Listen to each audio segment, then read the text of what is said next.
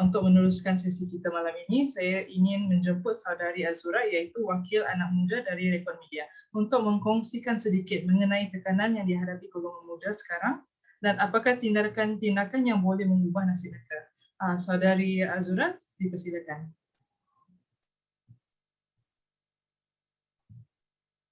Saudari Azura, sila unmute ya. Okey. Tadi tak dapat unmute, sorry. Baik, terima kasih Perhimpunan Mahin kerana menjemput saya pada hari ini. Saudara-saudari sekalian, saya rasa semangat saya untuk bercakap malam ni lebih berkorban selepas mendengarkan semangat daripada Makcik Manis dan juga daripada peserta yang membentangkan tadi. Saya fikir isu perumahan ni memang satu isu yang sangat penting, terutamanya apabila rumah memberi kesan yang impak yang sangat mendalam kepada sesiapa pun yang membelinya. Macam yang dibentangkan permulaan tadi, apabila kita membeli rumah, kita punya pinjaman tu sampai 30 tahun dan mungkin akan datang sampai 40 tahun. Ya. Dan saya sebagai anak muda, saya fikir saya bukan hanya terikat dengan isu rumah yang saya bakal beli, tetapi juga isu keluarga. Contohnya apabila keluarga sendiri tidak pernah ada rumah. Sebenarnya baru-baru ini, baru minggu lepas sebenarnya, mak saya terpaksa keluar rumah apabila hanya diberikan 2 bulan notis oleh penyewa untuk keluar daripada rumah. Dan ibu saya adalah pembuat kuih. Dan kalau nak pindah rumah tu terpaksa juga pindah dalam masa beberapa hari supaya isu penjualan kuih tu tidak dihentikan. Dan dalam waktu pandemik seperti ini, tuan rumah langsung tidak memberi, tidak heran tentang isu tentang pemindahan ni. Bagi tuan rumah, ikutlah, pandai-pandailah fikirkan nak bayar deposit ke apa dan sebagainya. Malah apabila kami menuntut untuk beri lebih masa ataupun bayar pampasan kerana memberi notis yang sangat pendek, tuan rumah kata waktu pandemik pernah tak bayar 2 bulan, jadi kami tak nak beri pampasan. Jadi saya fikir bila ibu saya harus pindah pada waktu umur 50 tahun, 54 tahun, saya fikir bukan satu benda yang mudah. Dan sebagai anak muda, sebelum saya nak beli rumah untuk saya kena fikir, saya patut beli rumah untuk ibu saya. Tapi bila saya nak beli rumah untuk ibu saya duduk di Subang. Di Subang tak ada rumah yang bawah 300. Semuanya 600 ke atas. Rumah yang biasa-biasa ada berapa bilik je pun dah hampir 1 juta. Di mana saya memang takkan boleh buat loan lah untuk beli rumah. Dan kalau saya buat loan untuk rumah ibu saya takkan pernah dapat buat loan untuk rumah saya pada masa akan datang. Dan saya fikir inilah anak muda kita terikat. Bukan hanya tentang diri dia, bagaimana dia nak membeli rumah untuk diri hadapan, tapi juga bagaimana dia nak menampung hidup keluarga dia sendiri yang juga datang daripada golongan B40. Ya. Dan bercakap tentang rumah mampu bilik, saya ada juga tengok rumah mampu bilik sebab ada yang murah, ada yang 100k, yang kurang macam 150, 160. Tetapi walaupun harga seperti itu, lokasinya terlalu jauh pula. Terlalu jauh dengan di mana ahli keluarga saya tinggal. Keluarga saya tidak boleh hanya berpindah randah untuk rumah sebab dah jual lama di kawasan Subang contohnya. Kalau rumah yang nak murah ni saya dapat dia di Ilai, di Kajang, malah mungkin di Seremban, dan ini semua terlalu jauh untuk di mana ahli keluarga saya duduk, apatah lagi tempat saya sendiri bekerja.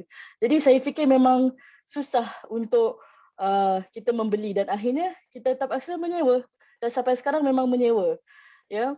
Dan bagi saya, mahu tidak mahu, pertama sekali adalah kita harus tingkatkan gaji minima itu sendiri, sebab bila kita dapat gaji minima yang lebih tinggi, kita boleh meminta loan untuk yang rumah yang harga lebih tinggi, tetapi tak semestinya kita bersetuju dengan rumah harga tinggi pula. Rumah harga tinggi, rumah mampu bilik harus direndahkan, dan kerajaan harus memberikan lebih banyak rumah mampu bilik dan berhenti memberikan pada keswastaan yang charge kita sampai 400 ke 600 untuk hanya 750 square feet rumah kan. Ya, dan benda ni harus dibanyakkan lagi dan dikurangkan harga mereka. Dan saya rasa presenter pertama tu dah jelaskan dengan sangat jelas bagaimana di luar negara seperti Singapura dan sebagainya telah melakukan dengan jaya je benda ni. Dan saya fikir tak mustahil untuk kita lakukan jika kerajaan kita memang committed untuk melakukan perkara ini sebenarnya. Ya. Okey, saudara. Ya, saya Saudari ada apa-apa tambahan lagi? Saya 3 minit je kan? Sebenarnya 5 minit, tapi boleh ada Oh, kata-kata penutup lah. okay. Bagi orang ramai di sini, mungkin ada banyak juga anak muda di sini. Mahu tidak mahu, perjuangan kita untuk mencari rumah memang sangat jauh lagi. Saya fikir untuk meminta harga rumah turun tu sangat susah.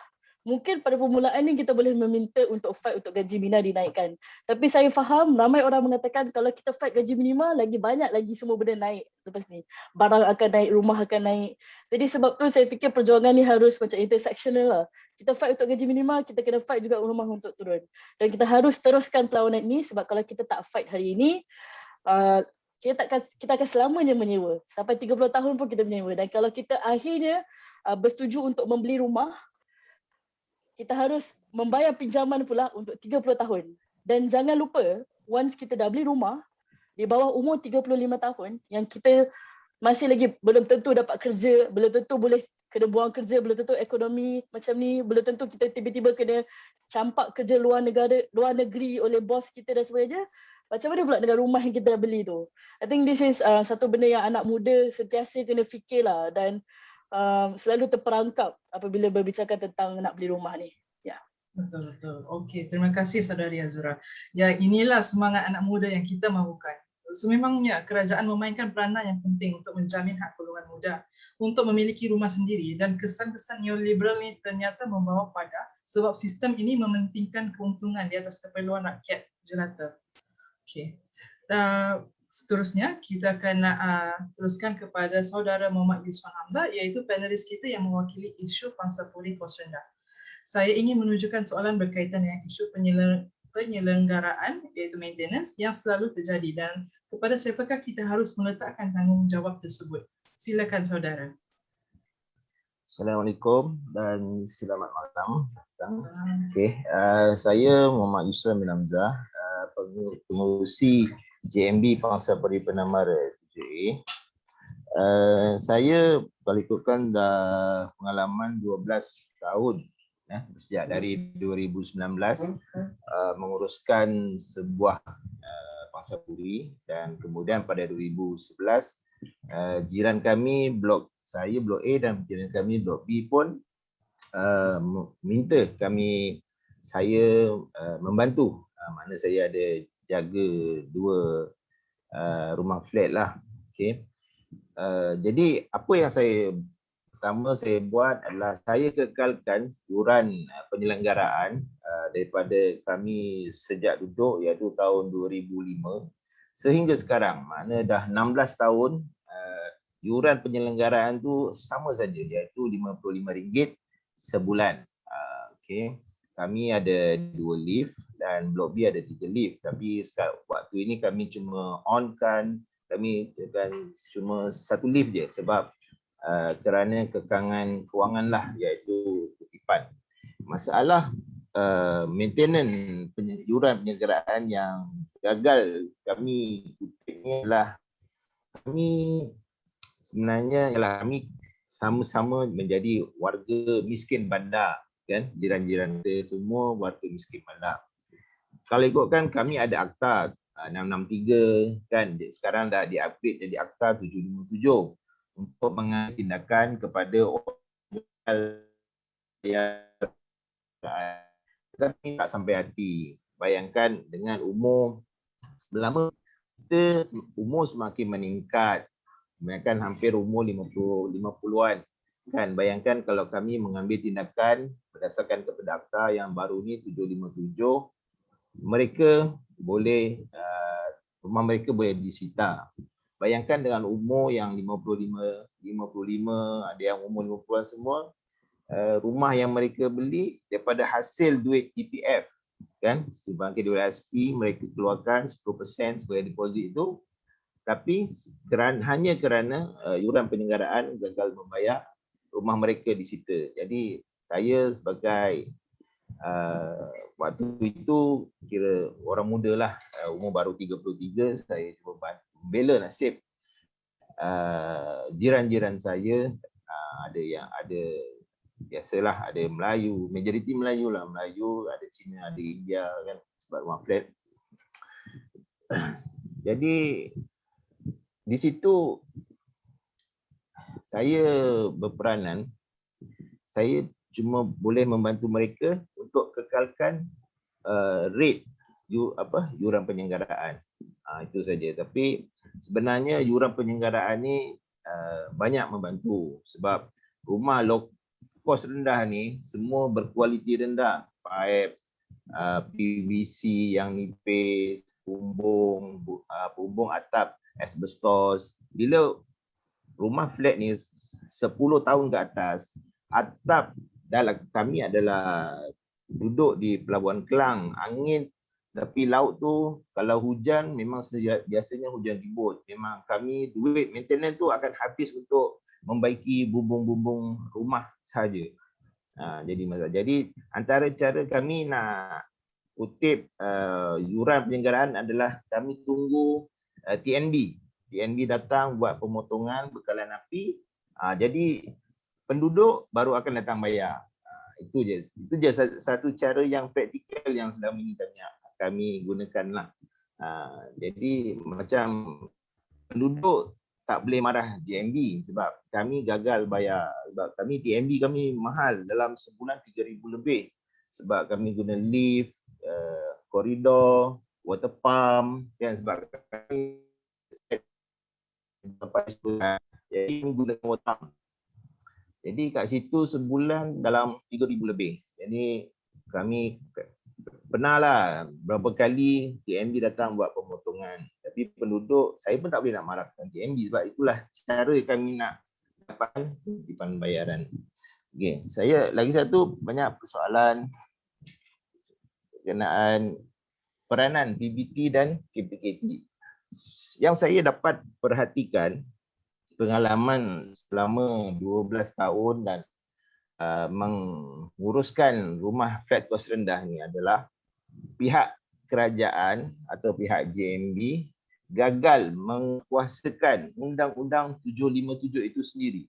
Maknanya tiada penguasaan daripada pihak kerajaan. Siapa yang tak nak bayar maintenance tu ibarat macam sukarela. Kan? Bayangkan kita dah duduk tempat tu dah 16 tahun. Macam flat kami dah 16 tahun. Daripada anak kecil-kecil sampai besar, sampai dah bekerja. Tetapi masih tak nak bayar maintenance. Dapat saya, penduduk-penduduk macam ni adalah orang yang mengambil kesempatan di atas kebaikan JMB yang membantu mereka. Sebab pendapat mereka bayar maintenance pun tak ada tindakan apa-apa. Kan? Macam kita lah, langgar lampu merah kena saman. Tapi kita tak. Padahal maintenance tu adalah satu benda yang penting. Kita bayar lift, kita bayar kerani, kan? Kita bayar tukang sapu, kita bayar TMB, kita bayar lift, kita bayar air. Jadi sebenarnya pendapat saya lah, masyarakat penduduk kos rendah itu sendiri kena berubah sikap. Sebab kerajaan tidak boleh menanggung semua rakyat. Memang tidak dinafikan kita adalah warga miskin bandar, tetapi rate yang kami JMB kenakan adalah rate yang paling termurah di Pelabuhan Kelang lah, iaitu kami dengan lift cuma RM50 untuk yuran penyelenggaraan dan RM5 untuk sinking fund. Dan rate tu pula semenjak dari tahun 2005. Makna sudah 16 tahun rate tu kami tak naikkan. Jadi saya sebagai orang yang 12 tahun menguruskan mereka, kadang-kadang berkecil hati dengan sikap setengah. Saya sendiri pernah menyuarakan suara hati saya kepada Tan Sri Norma masa itu dia Menteri KPKT pada tahun 2017.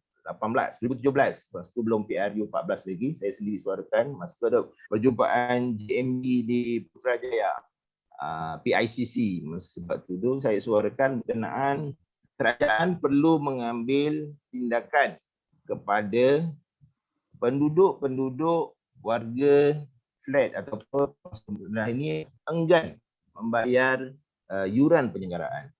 Itu saya suarakan. Sebab dari segi pengalaman saya sendiri, bayangkan kebanyakan mereka menghisap rokok dan duit mereka lebih banyak habis untuk beli rokok daripada bayar maintenance. Maintenance tu RM55 tapi fasiliti tu digunakan oleh seluruh keluarga mereka. Macam rokok, suami je yang hisap rokok. Contoh rokok sekarang sudah, contoh paling murah rokok pun RM5 kan. Satu hari, bayangkan tuan, satu hari kurang-kurang satu kotak RM5. Kalau 10 hari dah 50. Kalau 20 hari RM100. Mana sebulan 30 hari RM150 untuk duit rokok aje. Tapi maintenance dia orang tak mampu bayar. Dia orang cakap dia orang tak mampu. Pendapat saya saudara, kita dah nak kesuntukan masa ni. Kalau boleh anak 1 minit okay. untuk kata penutup ya. Penutup. Jadi saya sebagai orang yang berpengalaman 12 tahun menguruskan flat ni adalah kita memohon kerajaan, mungkin ada tuan-tuan yang tak setuju, untuk mengambil tindakan kepada penduduk-penduduk yang enggan bayar yuran penyelenggaraan. Sebab cuma dengan yuran penyelenggaraan ni nasib penduduk rumah kos rendah ini dapat dibela, dapat dinaik taraf. Itu saja. Tak ada cara lain. Itu saja. Terima kasih. Terima kasih saudara. Okey, masalah tak mampu beli rumah pun ada, masalah ada rumah, masalah penyelenggaraan pun ada. Ternyata kita perlu menjaga harmoni di antara jiran tetangga dan mungkin based on the komen-komen yang kita dapatkan juga mesti ada middle ground di antara penduduk dan kerajaan untuk membantu sama sendiri. Sebab nama pun golongan marhain, memang ada kesusahan kewangan, jadi kita pun mestilah mendapatkan middle ground sesama sendiri untuk menjaga masyarakat lah, kewajikan masyarakat.